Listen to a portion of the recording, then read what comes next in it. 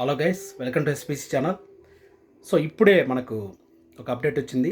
Big boss winner ఎవరు అనేది మనకు అర్థమైపోయింది. So I'm doing short video. Guys,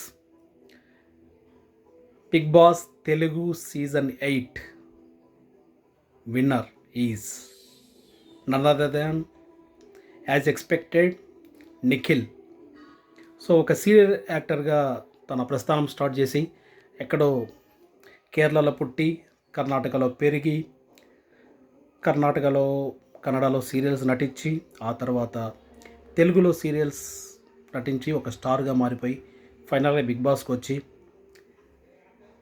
language మీద కమాండ్ ఫుల్గా లేకపోయినా కూడా తను నేర్చుకొని సో తెలుగు బిగ్ బాస్లో అంతమంది తెలుగు వాళ్ళ మధ్యలో ఒక ఎటువంటి భాషాభేదం ఏమీ లేకుండా ట్రూలీ ఒక ఇండియన్